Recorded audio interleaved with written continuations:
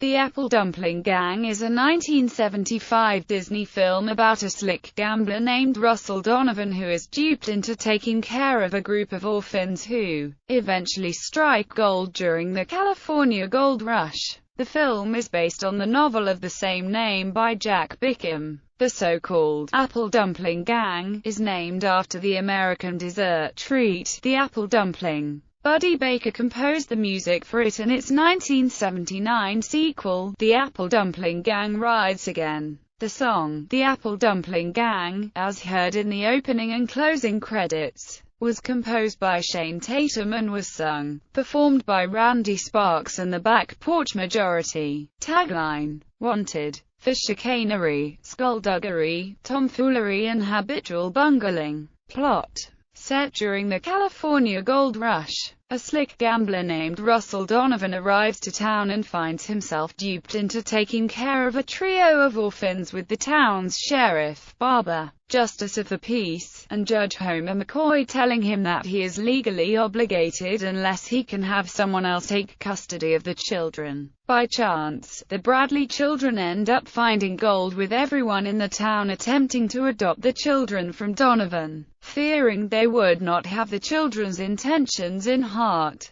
he arranged a marriage with the stagecoach driver Magnolia Dusty Clydesdale so they can keep custody of the Bradley children. However, things become complicated when their legal guardian returns. At the same time, a pair of bumbling hold-up men named Amos Tucker and Theodore Ogilvy attempt to steal the Bradleys' gold before their former boss Frank Stillwell kidnapped the children while stealing the gold. But it ends with the gold nugget blown to bits, Stillwell arrested, and Donovan and Dusty keeping the Bradley children as they use the reward money for Stillwell's arrest to buy a farm, and on their way a reformed Amos and Theodore catches up with the newfound family asking for work as farm hands. Cast. Reception. The film was a hit at the box office and was the most successful Disney film of the 1970s, earned $13.5 million in theatrical rentals, but gained mixed reviews from the critics.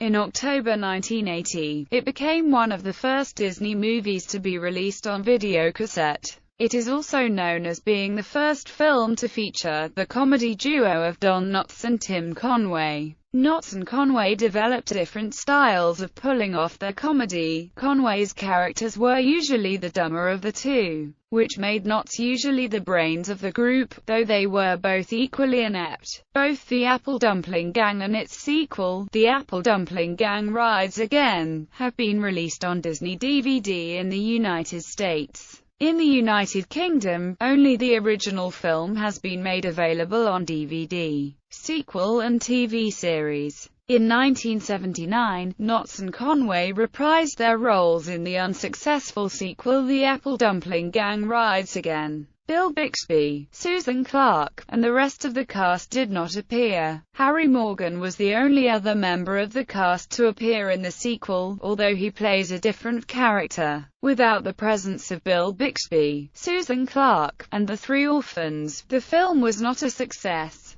Knotts and Conway would team up for two more films together, The Prize Fighter in 1979, and The Private Eyes. They were also in Gus, released in 1976, even though they did not share any scenes together. Instead, Tom Bosley was Conway's foil in that film. Conway and Knotts would also appear together briefly as a pair of inept highway patrolmen in 1984's Cannonball Run 2. In January 1982, Disney aired Tales of the Apple Dumpling Gang, a television film starring Ed Begley, Jr. in the Conway role and Art Johnson in the Knotts role. 2 months later saw the premiere of a television series, Gunshy, with a completely different cast, including Barry Van Dyke in the Bixby role. 6 episodes were produced.